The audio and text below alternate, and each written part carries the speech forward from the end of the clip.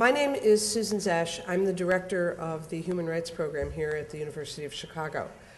Our Human Rights Distinguished Lecture for Winter Quarter 2007 is co-sponsored by the Center for International Studies, International House Global Voices Program, and a number of other campus entities. Samantha Power's visit to campus couldn't be more timely, considering the discussion, debate, and controversy here on our campus concerning the decision by the university's Board of Trustees to refuse to divest from Sudan. There are a number of campus activities coming up related to our own internal campus discussions. On next Thursday, March 1st at 4:30, I forget the location, there will be a town hall meeting on the Fund for Darfur, a $200,000 fund set up by the Board of Trustees for student, faculty, and staff-generated projects relating to the issues surrounding Darfur. And then the following Thursday, on March 8th, International Women's Day, STAND, the student organization that has been pushing divestment, will be having a rally.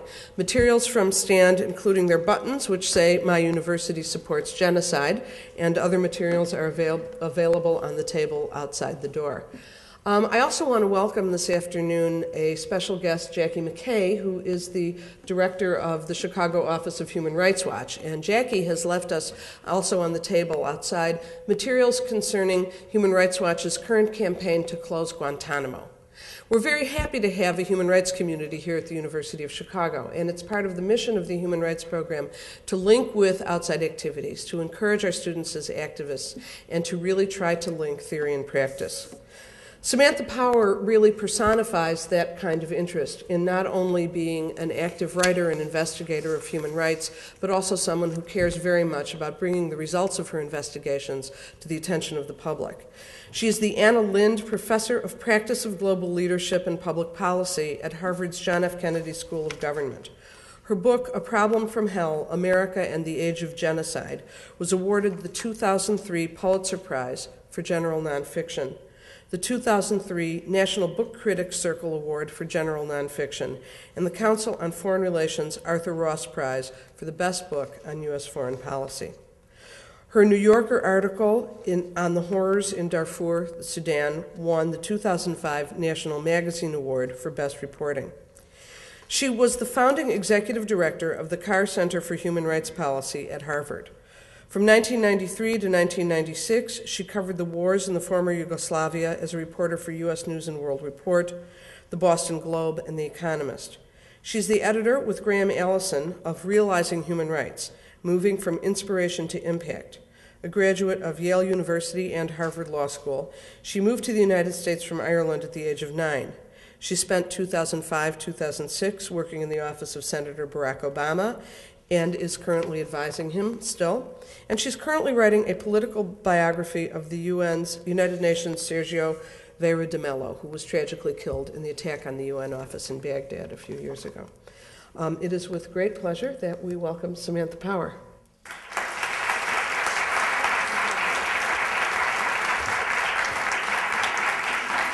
Thank you. Thanks. I was given a pin that said, "My university supports genocide." In fact, here, because I left it in the cupboard there, which looks like a very glamorous room, but is actually a cupboard that they put me in. But what's amazing is, I'm just going to wear this just for the sake of argument, but actually, my university doesn't support genocide, and yours does. And you should change that. So I'm going to wear it here. And I know you're doing all you can, and I actually think that this will be the beginning of a conversation, the beginning of an even more intensive campaign from the looks of steely-eyed determination on the faces of all of you. And I'm sure that Chicago can be brought around. If Harvard can be brought around, I just can't imagine the University of Chicago can't be brought around. I realize they're very different. But I encourage you to keep up the good work, and we can talk in the discussion period more about what that might look like and more about Darfur. What I am ostensibly talking about more generally, though, today is what I call the collateral damage of the war in Iraq on American foreign policy and on human rights more generally. And so I'm not going to speak for an enormous amount of time, speak for about half an hour, and then really want to hear from you, because there are a lot of little sub-themes and kind of crevices in the whole discussion of human rights and American foreign policy in the 21st century, and of course about Iraq more generally, which I think is burning in the minds of many in terms of what to do. So happy to take the discussion as you want to take it, whether to Darfur or to Iraq or to Obama or wherever. The most profound damage, collateral damage, of course, is a term that the military uses, and it's a factor that they incorporate, officers incorporate, ordinary GIs incorporate as they determine which target to strike. They make a calculation about the damage that would be done to collateral, neighboring properties, civilians, etc., and then they make a judgment as to whether the damage done, the collateral damage done, is worth the good that is done by taking out the target of intent. And so that there's a whole proportionality standard there as to whether it's proportionally worth it. And I just start off by saying that under no sort of thought experiment that I can do can I imagine, or no rationalizing, self-consoling logic, can I see the collateral damage done by the war in Iraq as worth any of the good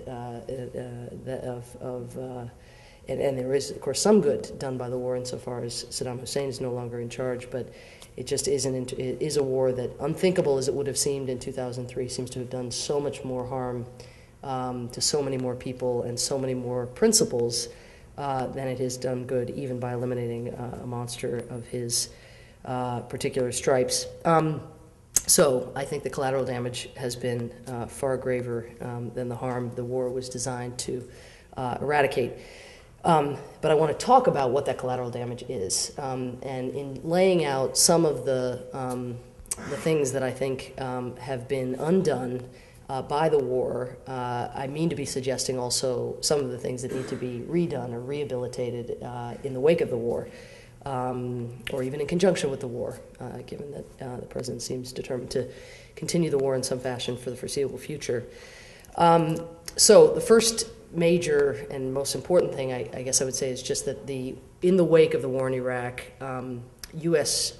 power, U.S. influence, forget human rights for a second, U.S. power and U.S. influence on every single issue that matters to American foreign policy makers has been eroded drastically. And the components, when I think about power and influence these days, I think about what gives rise to power is, on the one hand, hard power, which we're all very familiar with, military power and economic power. On its face, both of those things have been not eviscerated, but severely undermined by this war in terms of the deficit and in terms of military readiness. Our inability now, I remember in the 1990s, most of you are too young, but the Clinton administration used to talk a lot about the ability to fight 2 regional wars and 1 world war at once. That was the threshold for readiness.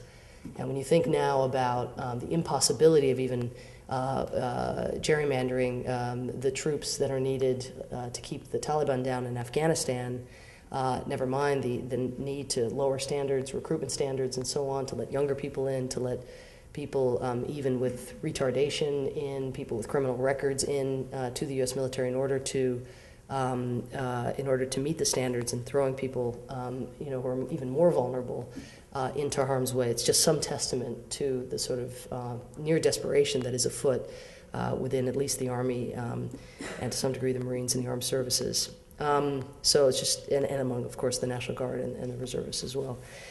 So hard power is obviously diminished, but the other components of influence that I think don't get enough attention often are not just hard power, but legitimacy.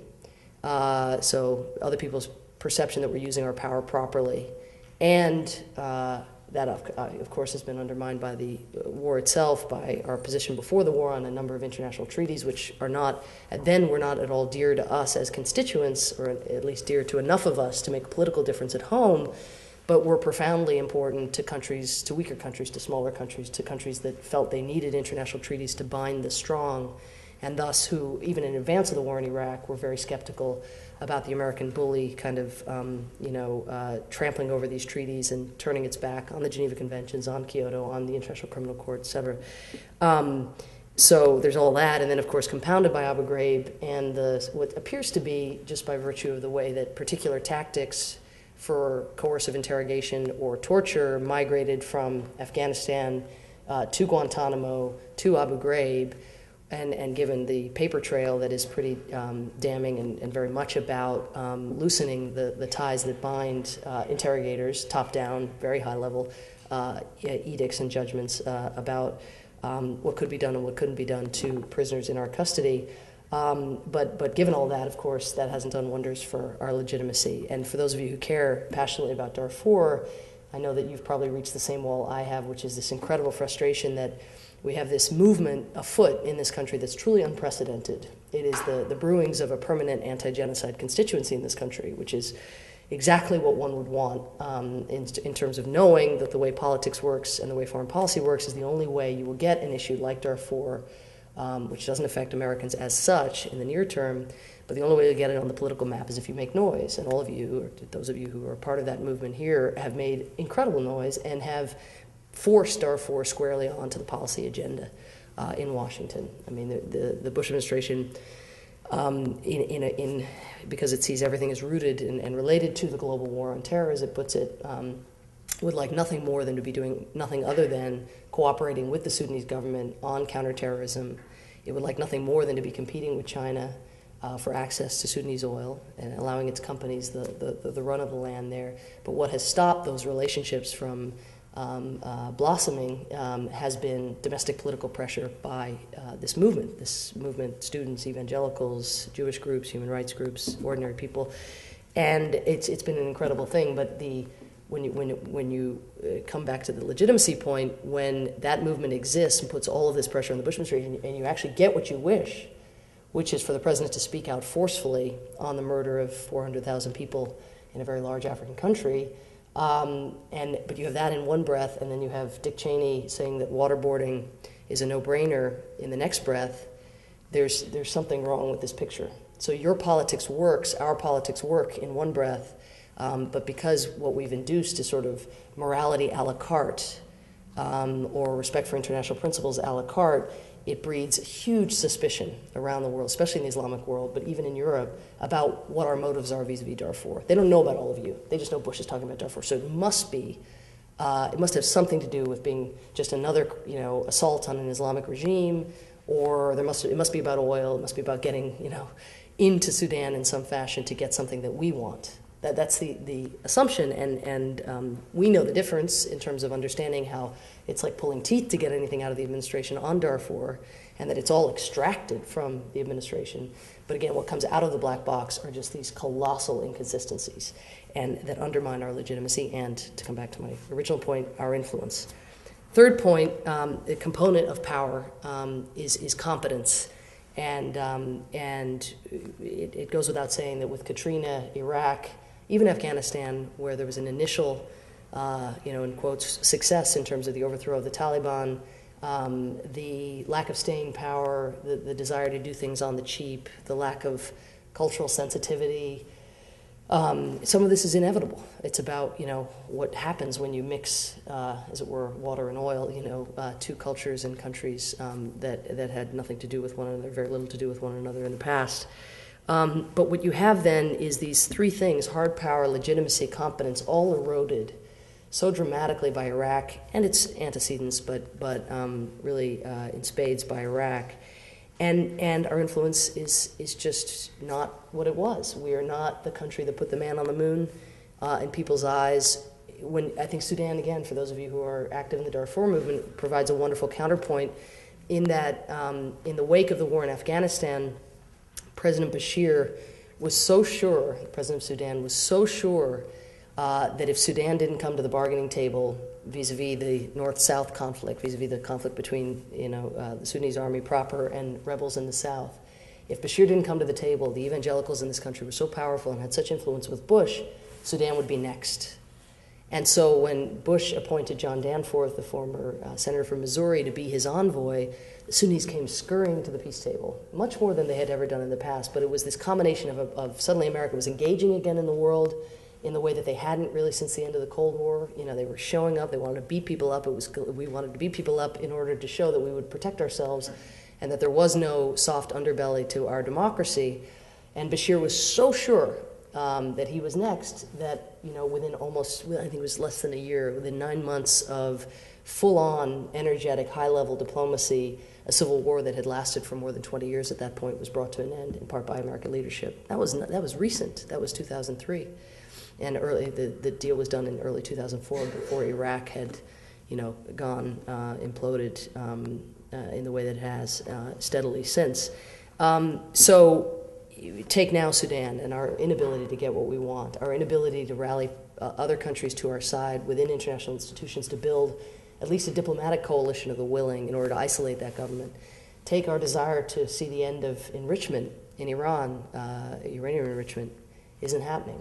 No matter how hard we push, there is a flaunting of international will and of American will in particular. There's some progress there recently with the Security Council resolution and a sense of vulnerability on the part of the Iranians, but it's very clear from people who know that policy best that the United States has sort of maxed out in terms of what it can achieve from other countries, what it can get from other countries as a sanctions package in order to deter Iran. So if this doesn't work, we're out of tricks, except what many of you, I'm sure, fear lie in the wings as a trick. North Korea, some evidence, again, that just by backing into a multi-party talk process, we were able to cajole North Korea into an agreement. So some evidence of some lingering influence, but there's nobody involved in those talks say that it would have been possible had we not had China so centrally involved in those talks.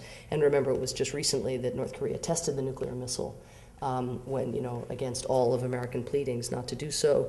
UN reform, the Bush administration, believe it or not, had one of the more progressive packages within the UN last year, and that torturous 12-month process to try to do away with some of the sloth, these 60-year-old rules within the United Nations, the effort to make the Human Rights Council a council that would, deny membership to abusers, or would have rules that would make it more likely that abusers would not gain entry. And almost because the United States was standing for these things, other countries just basically thumbed their nose and united in very strong opposition. So again, some of these things are really unthinkable when you think about just 3 or 4 years ago. The idea that developing world countries so dependent on American foreign aid or American trade or whatever would have the gumption to just say, no, sorry, we're not playing, we're not interested, is really a sign of just how steep the gradient of the decline, however temporary, but the decline of U.S. influence is. The second, so that's influence down. The second component of the collateral damage, as I see it anyway, is that in the absence of American leadership and with the demise or deterioration of American influence, the commons, the sort of this place where refugees and stateless people, the victims of genocide, people who aren't being looked out for by their own states, so we can leave for the time being anyway global warming and the larger commons, but basically civilians in need of protection are not having much luck securing support and protection from the outside world. There's this weird duality in American foreign policy where you're sort of a little bit, America's of course damned if it does, damned if it doesn't, but the fact of the matter is there are very few cases in the last 15 years of significant human rights abuse where the rest of the world, minus the United States, has leapt into action with any earnestness or promptness. And so in this sort of paradox, we all know, I've written a 600-page book of the flaws in the American political structure and how inattentive we are as a country to human consequences, and I think that's you just have to go through the Cold War record of assassinations and covert operations, and certainly where we've ended up today. So all of that is true, but that said, there is no cavalry out there and no cavalry leader, as I think the last few years have revealed. There is a void in terms of human rights leadership on the international stage. Now, there are exceptions. The Europeans are much better, of course, than the United States on development assistance and on things that arguably over time will bring about amelioration in living conditions for people around the world, and that's very significant. But right now you have something like, I think it's 130,000 peacekeepers, maybe even higher than that now, 140,000, I think, peacekeepers active around the world, again, patrolling the commons, let's say. Whenever the UN Peacekeeping Department gets involved, I like to think of it as it's usually the result of market failure. It's basically where no big muckety-muck cares enough about a place to do something on its own.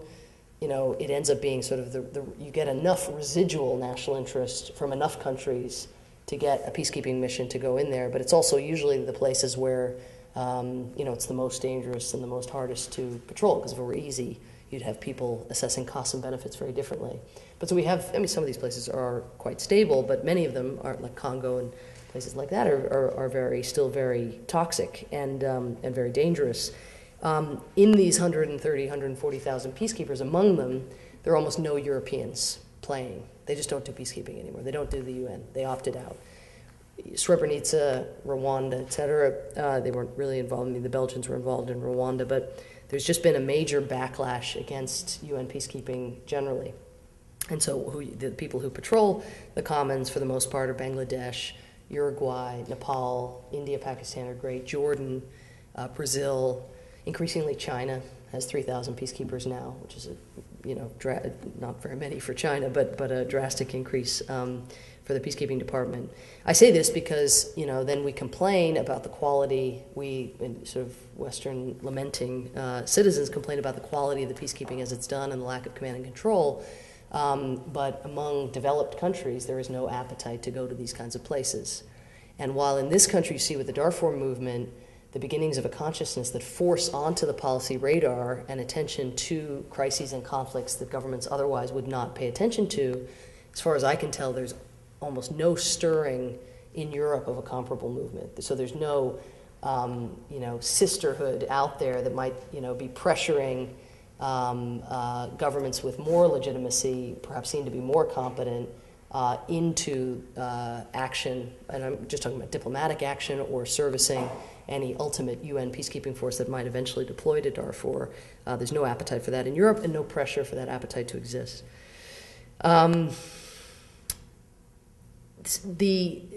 Just a sort of sideline on the strategic damage done by Iraq here for a second.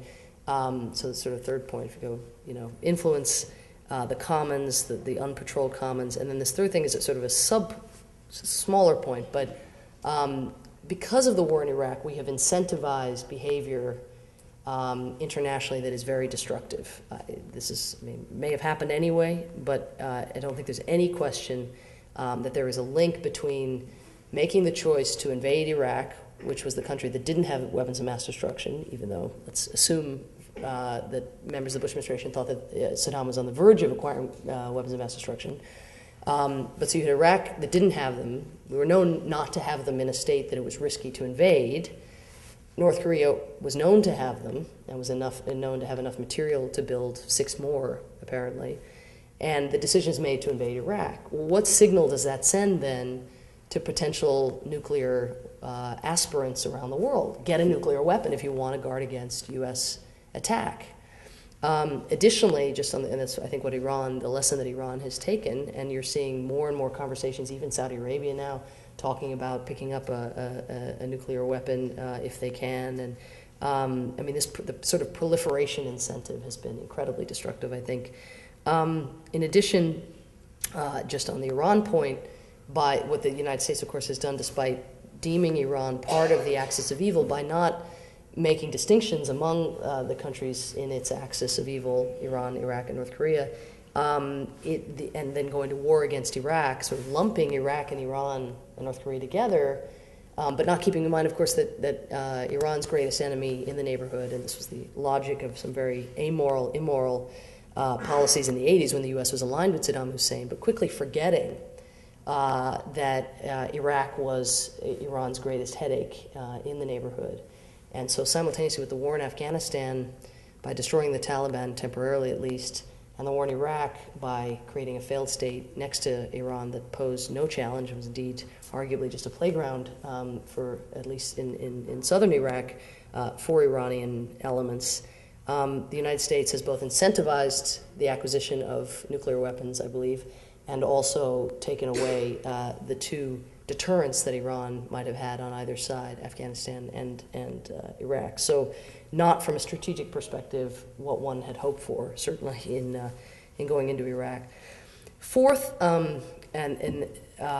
is that in the wake of Iraq, there was a strong temptation among Americans as well as citizens abroad to sort of throw baby out with bathwater on principles. So if when President Bush has made so much out of drawing the link between values and interests, saying such things in his second inaugural, sort of beautiful speech, West Point address, everything, but, stability cannot be purchased at the expense of liberty.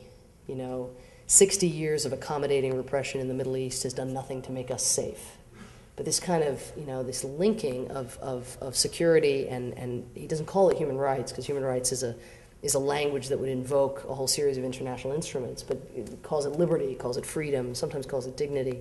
But this rhetoric about democracy promotion, about liberty, et cetera, has had, and then combined with the policies, the detention policies that I've alluded to, and the war in Iraq and the abuses that have extraordinary rendition and some of the other things that have been features of the conduct in the war on terrorism, so-called war on terrorism, has led to a temptation to say, well, if democracy just means regime change, or if democracy, if all Bush really means is electocracy, where we turn up and we have elections and we recognize the results of those elections if we like the outcomes, but we turn our back on them if we don't, what does that do for what's democracy mean anymore? I mean, not to give to the United States too much credit as getting to define concepts around the world, but certainly what one sees among democracy advocates, or who used to self-identify as democracy advocates, is what they call, they refer to American leadership on democracy and on their behalf, especially in particular countries. When Condoleezza Rice turns up and asks for a dissident in Egypt to be freed, or puts pressure on Saudi Arabia in some fashion, these dissidents have come to calling it the hug of death, sort of like the kiss of death. No, not that, no. And you can understand why, because of we've all seen the polls and what America's standing is, and the view of the degree to which America adheres to the values that it espouses. And so what that means is it's made it very difficult for moderates and reformers, the very people that we hope to elevate, both for their own sake, hopefully, but also for the sake of our long-term security. And you see a real distancing on their part from the United States, but also to some degree, from any kind of vocal leadership on behalf of these principles. Just as disturbingly, in this country, especially among progressives, there's very, very disturbing poll data that shows, I think it's now above 50% of Americans believe that after we get out of Iraq, America should just come home and mind its own business. And that's very tempting and very appealing. The only trouble is, of course, that there's no 21st century way in which the United States isn't actually doing business, literally engaged in commerce around the world, isn't maintaining trade relationships, isn't maintaining diplomatic relationships, and there's probably no way it's not looking out for threats to the United States abroad. So the United States is going to be involved in some fashion abroad. The question is, in our desire to kind of come home after having bungled recent years so badly, are we clinging to an illusory idea that there is such thing as neutrality? That you can somehow be active abroad without weighing in on values at all, given the taint of us weighing in on values these days, when what that has meant in the past, of course, is we're not neutral, we're pro-abusive regime, because we're silent on abuses, and we're actually investing in governments and giving huge amounts of aid to governments that are themselves inattentive to these principles. So while it's tempting, certainly it's tempting to ask American leaders, very tempting to ask them to be quiet about principles until we've gotten our house in order in some fashion, if it's, or to begin to strive toward getting it in order. But I think it'd be a mistake to think that it's possible to either not be active in the world or be active in a fashion that is simply neutral, where you can, because I really do think there is a degree of complicity that has been evident in the history of American foreign policy that is part of the reason some of these threats have brewed in the first place. It's about these relationships and these unblinking, uncritical relationships with abusive regimes. Just a few more points, and then I want to open it up, that I wanted to make that aren't actually about collateral damage, but that are trends that predate the war in Iraq, but that have picked up steam with the war in Iraq because the United States has sort of been out for the count in terms of leadership, legitimacy, competence, influence, et cetera. And one of these additional sort of non-collateral damage, but damage to human rights and U.S. foreign policy is the rise of China and the strictly, ruthlessly narrow conception of national interest, the mercantilist approach, which is very familiar to anybody who watched the United States operate abroad. There's nothing, especially sometimes when you hear people talk about China, you would think they were somehow the most immoral entity operating abroad. God forbid they were actually going in and trying to extract Sudanese oil. Like, we would never do that. We would never do anything like that. God forbid they'd be giving money to an abusive regime to build a palace like he just did. Hu Jintao just went to Khartoum and, of course, gave Bashir $13 million to build a palace. We would never do anything like that, would we? Well, it turns out they're doing it. They're at some point are going to have the economic engine, far greater than ours to be doing it. But they're doing it under the glare of our spotlight. So our norms, you wouldn't guess it by some of the behavior of our government in recent years, but our public norms, our sensibilities have changed and evolved to some degree. We've started to see this link between liberty and security. Even business people, in the corporate social responsibility movement have started to see there actually being a financial return to doing things a little more humanely. And then suddenly you get this, 500-pound gorilla showing up, suddenly willing to exert itself in these really pronounced ways, and we say, oh my God, what is this going to mean? And we're right to be asking those questions, and especially when the United States is down for the count with this vacuum in terms of international leadership. The Chinese are filling it, with very little regard for labor rights, certainly, and no regard for and great reverence for sovereignty and for the idea that outsiders should not be meddling in the affairs of others. But a desire to meddle on their own part when it comes to extraction of economic resources and trade relationships and so on. Another trend that predates Iraq and that I find disturbing, and I'd be curious among you students whether you think I'm overreacting here, but I just saw a statistic that said the typical American household has 2.55 people and 2.73 televisions. And half of American homes have 3 or more sets.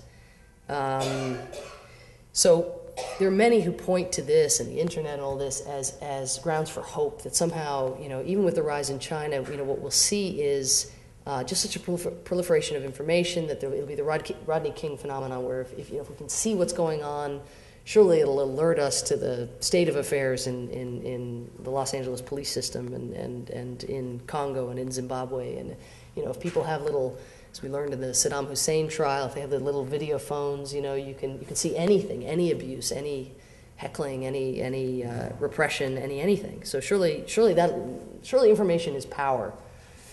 But what concerns me is several things. I mean, that the gatekeepers now are so diffuse. It used to be a big problem for human rights people to sort of elevate, to get their issues and their concerns onto the public radar, because you had to somehow clear, Dan Rather and Tom Brokaw and Peter Jennings, and those are your gatekeepers, or before that, Walter Cronkite, et cetera. But what's the alternative now with few gatekeepers, with no gatekeepers? How does anything, with all the trouble in the world, the problems in the world, how does anything kind of get elevated? And as we get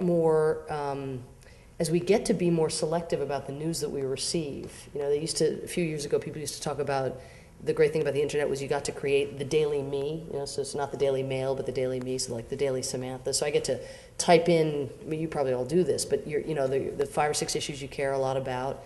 Well, I do, genocide and atrocity prevention, torture stuff for a living, but honestly, if I didn't subscribe to the New York Times, I'm not sure that I would type into my daily me, genocide, torture, mass death, atrocity, I don't know, maybe I would, but I think there'd be more Manny Ramirez than Radovan Karadzic in my little code word. This is University of Chicago, nobody knows who Manny Ramirez is.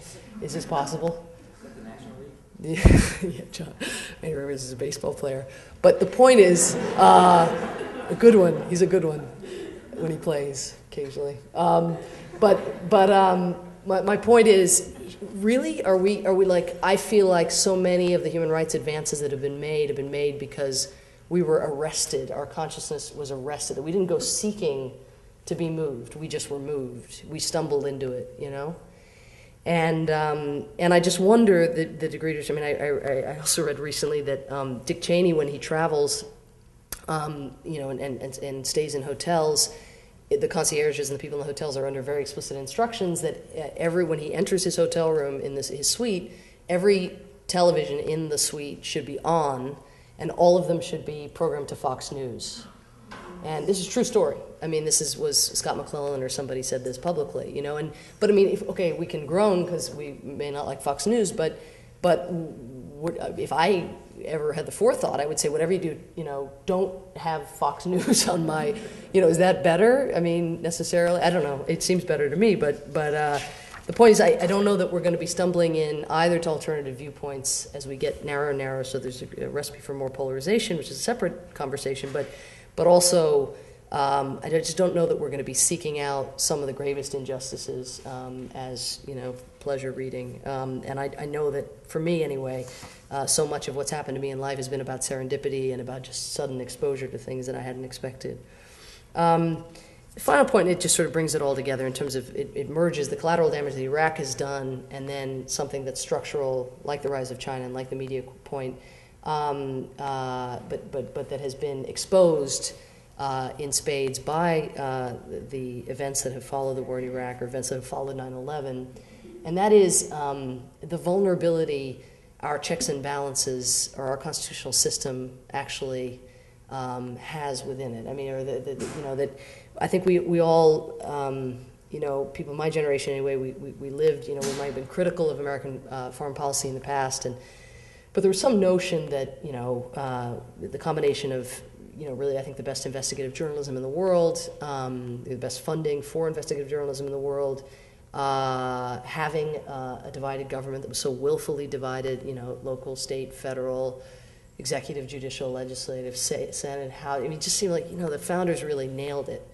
But it turns out that, at least when it comes to foreign policy, our ability to kind of export human rights abuses is away from the glare of those checks and balances is great. We're incredibly sophisticated, as the rendition, our recent experience and the documentation of extraordinary rendition shows. As somebody said, I don't have the quote here, but when rendition was first exposed in the Washington Post back in 2002, that's 5 years ago. And Clinton had been doing it too, but apparently, with written assurances and much greater elaborate lengths to ensure that the countries to which terrorist suspects were sent would not torture. Apparently, one wonders why you do rendition then. If so, I don't know what Clinton was up to, but very explicitly in 2002, one of the people in charge of the rendition program just summed up the policy very simply, and he said, it's not, what we're doing with rendition is we're not going to beat the expletive out of them. We're going to send them somewhere else so someone else can beat the expletive out of them or whatever. And it was the front page of the Washington Post in December of 2002. And even still, Abu Ghraib had to, was surprising to people in 2004. This was, written and admitted. And I say that because many of the people involved in these programs, and this is very much true to this day, especially after the congressional punt on the Military Commissions Act and the recent federal court punt on habeas corpus and whether to give those rights to detainees. But there is a widespread belief among political leaders in this country that being for torture, although they don't use the word torture, but being for extraordinarily coercive interrogation techniques is good politics. That is, it's good. It sells well in the heartland. It sells well in the swing states. Why else would Karl Rove, who is very strategic about such matters, would he introduce and get the Republican Party to introduce the Military Commissions Act on the eve of the election, and be having those debates where the president was, talking about the techniques that he thought were appropriate, and talking about giving interrogators full freedom, and talking about how, civil libertarians and so on were exposing our country to threat, invoking the ticking bomb, at almost every press conference, or the imminent mushroom cloud, or whatever, and I mean, it was seen to be very good politics. You'll note that in the first 100 days of the new Democratic Congress, you're not seeing hearings, finally, with the gavel and the subpoena power. You haven't yet seen hearings on detention policies. I think they're coming, but there is a great squeamishness within the Democratic Party to take the lead on this because of the poll data in the United States.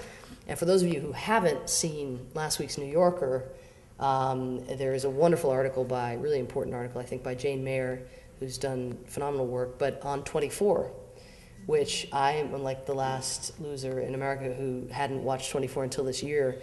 Then I become obsessed, and I watch like all the episodes in like a 4-day period, and think it's the most amazing thing. But I definitely know that I'm uncomfortable about something. But I am rooting for Jack Bauer, and absolutely save my country.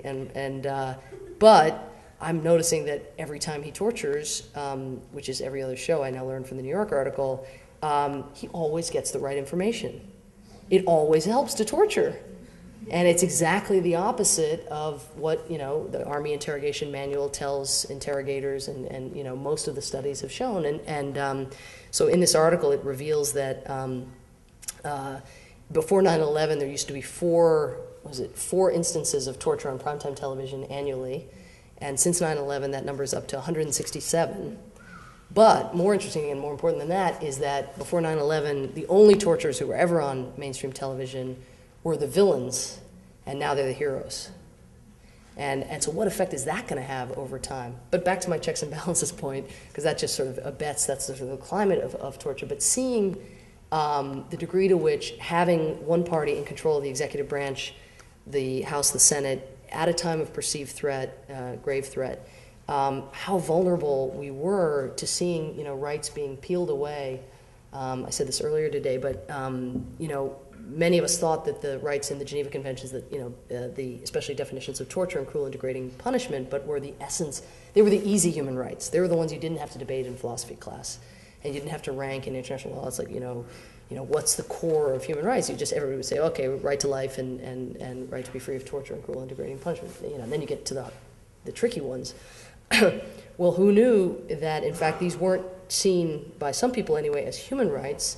They were seen as state-given privileges.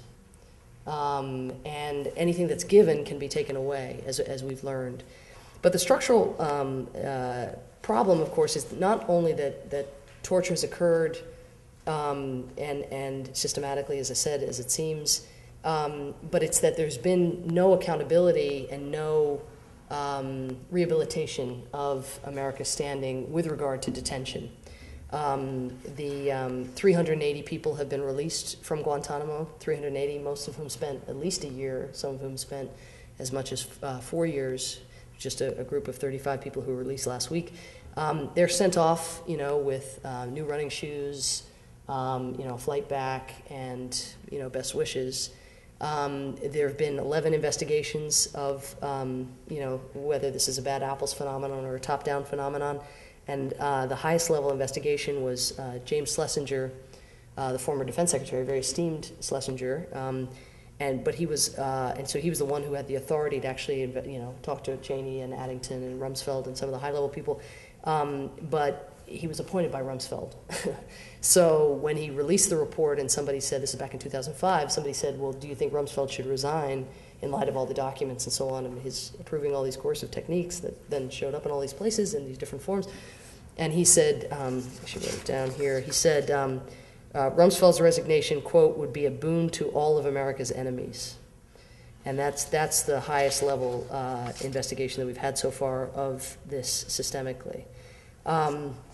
So my point in all this is that there's Iraq damage, and then there are these vulnerabilities that we sort of see exposed by the fears that we experienced in the wake of 9/11 and the fears that have been compounded by our isolation internationally.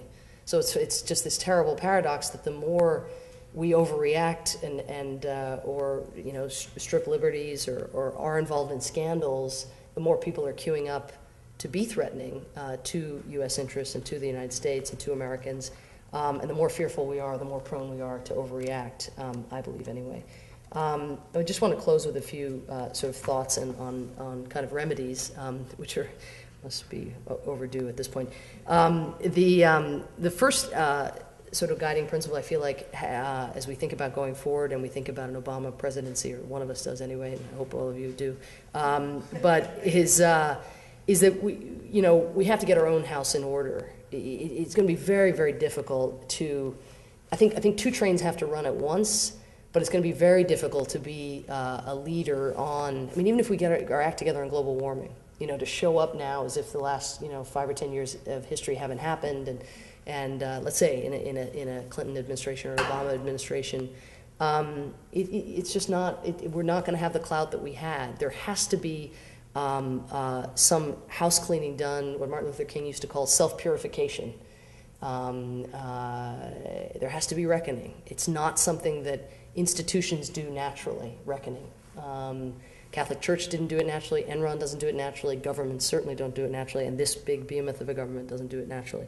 But the idea that we can, even when we decide to change our mind on some of these policies, when we close Guantanamo, when the Human Rights Watch's campaign to close Guantanamo, let's say it works, and somehow we find, either the commissions, process these people, or you have some other criminal process that goes over, or we change and we instill habeas corpus, or we move them to American shores and treat them, who knows, whatever it would take, but we can't just, say, okay, do-over. I don't think there's a do-over in a globalized world where, with the media, with the daily me, the daily Osama, as well as the daily Samantha, there is a measuring and a tallying of deeds. So getting our own house in order is central, and part of that means, of course, the measures that we can take at home, and just being the city on the hill, and doing more to fight poverty, and establish universal health care, and have a more sound and humane immigration policy. The kinds of things that people are noticing abroad, where our soft power used to come from, our ability to attract rather than, and to convince rather than just to coerce. Second sort of takeaway is just that these problems that lie on the horizon, whether it's failing states, global warming, counterterrorism, HIV, TB, public health calamities, et cetera, they're just really, really hard. And they're really big and they're really hard. We know that they can't be handled just by definition. They're transnational problems, transnational threats. They can't be handled by single countries.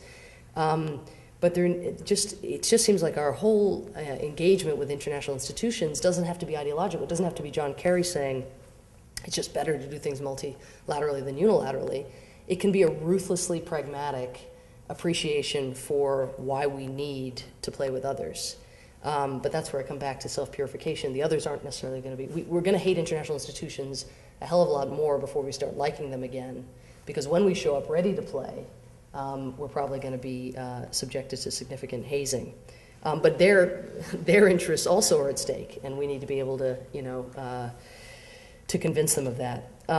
Third point in closing is just that, I talked at the beginning about the Darfur movement, how almost tragic it was that this movement is all dressed up with almost no place to go. They're just ready and committed, and yet, it is when it extracts concessions from a government, that government doesn't have the standing abroad and doesn't have the resources, is totally distracted by profound strategic concerns: North Korea, Iraq, Afghanistan, Lebanon, Israel, Palestine, Iran, you name it. It's very, very difficult for human rights policies to make their way on the map. But this noise, this model, this paradigm that has been established over the last few years of these very unlikely bedfellows coming together on human rights issues is the framework that has to be brought forward, that has to be sustained. Somehow, without much positive reinforcement, you have to kind of keep it up. And I think it's very important, though, that we turn our attention also not only to, I think Darfur is somehow, for people who are confused about Iraq, about whether now we have a responsibility to stay, having done what we've done, and are we doing more harm than good, more good than harm? Is it a stopgap? Is it an exacerbator? People are confused about Iraq. They say, oh, I can't deal with Iraq. It's just too hard. Do something about Darfur. It just seems so much tidier, so much simpler, And we unfortunately, we have to do Darfur. We have to certainly play a role as a country in tending to the atrocities in Darfur. We have to summon other countries who have more standing, who have more resources. But we also have to think about the morality a la carte problem, and try to look at also the policies that the United States has carried out, not just sins of omission, but sins of commission. Because without sort of undoing them, without rehabilitating concepts like democracy and liberty and human rights and so on, we're not going to be the country either that put the man on the moon or that can lead in any moral domain anytime soon. So I'll leave it there and look forward to hearing from you. Thank you.